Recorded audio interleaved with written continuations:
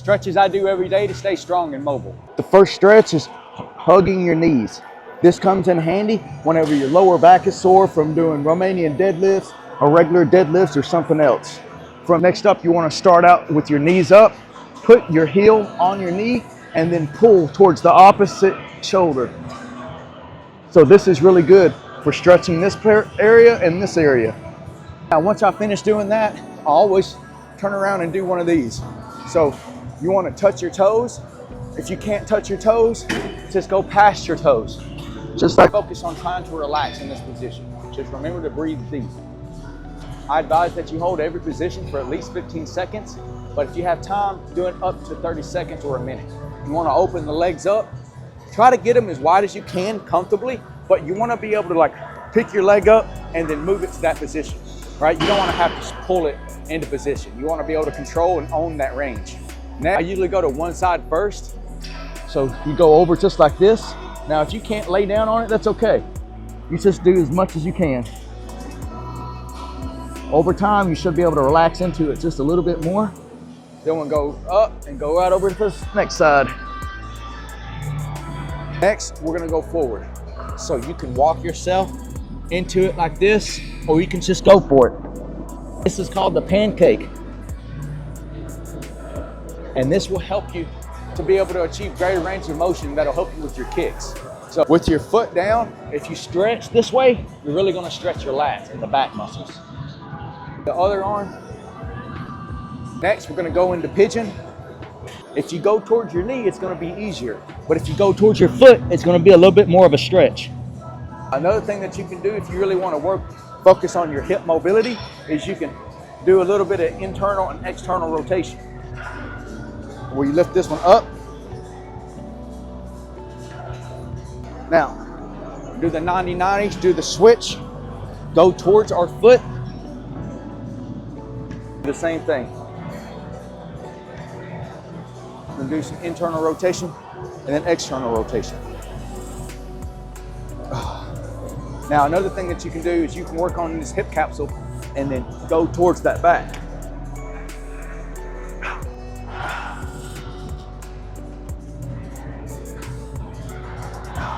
Those are just the first ones that I do. Next is we're gonna get on the hands and knees. Then we're gonna focus on the wrists like this. So put that pressure. Then on the top sides of our hands. On all fours, we're gonna take one arm, feed it through. I like to twist until the back of my shoulder touches the ground and then rotate out, just like that. I do at least 2 of these, but do 3 if you really wanna wake up this area.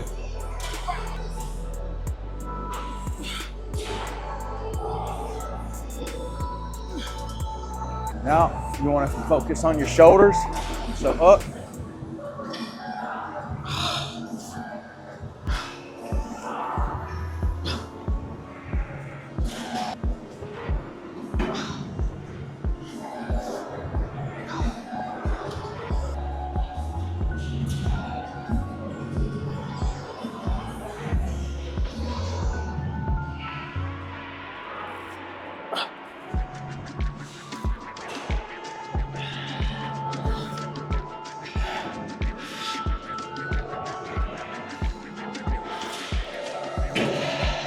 Now we're gonna get down and focus on our back.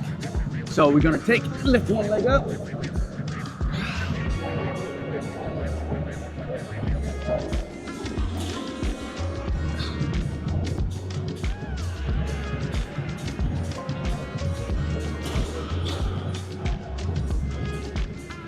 Start with your leg up like this.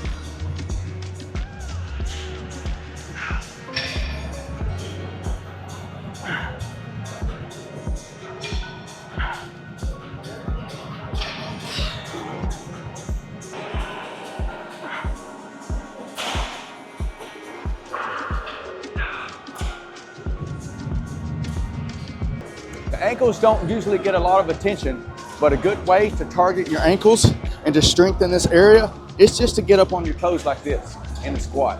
So if you're doing your workouts and you're not able to get down deep into a squat like this, that means you got some work to do. So this is some of the things that you can work on. And one of the things I like to do is just rotate back and forth like this. Right? It's sort of like a balancing thing. And if you want to make that a little easier, you can just do it like this. Do it one leg at a time. Right? So you're focusing on this ankle. Swap it out. Now this is called a reverse Nordic when you put it all together like this.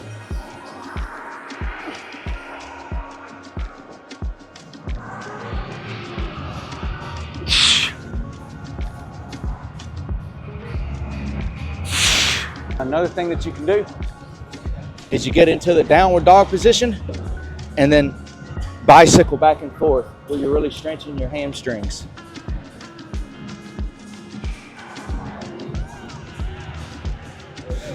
Now something you can do to open up with your hip flexors and your spine is you can start out with like this in a downward dog and then go down into cobra.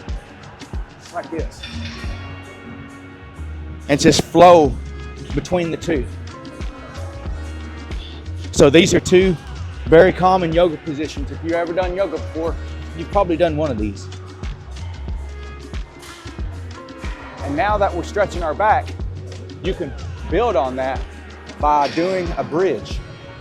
So in the bridge is you put your hands down like this and then just pick yourself up. Now I like to work myself into it like this. Now keep on stretching your back. This is called the child's pose. So what you can do once you're down in here, you want to pull all of this with your arm. Stretch that real long. Really open up that whole shoulder joint by dragging across, and you'll feel it stretching. Do it on both sides. Remember to keep it even. All right, now we got our shoulders open.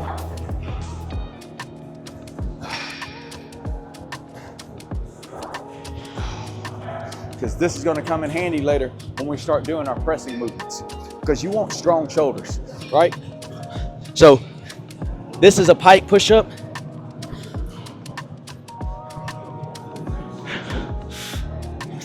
If you ever want to do a handstand, this is something good to get into. Now, I'm going to show you guys.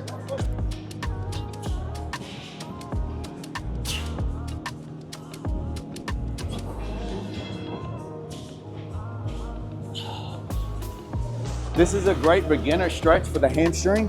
What you want to do is put a belt on your foot and slowly pull it to you like this, right? Remember to keep this other leg, try to keep it as straight as you can because we're going to be stretching the hip flexor on that side. Just pull it to you until you can reach it. We're going to try this birds of paradise since I've been working on my hip mobility, my hamstring mobility. So basically we're going to go down.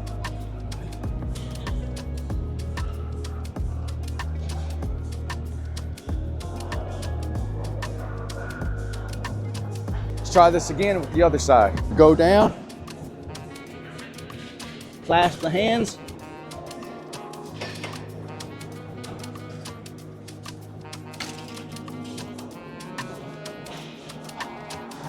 bam. This is hard.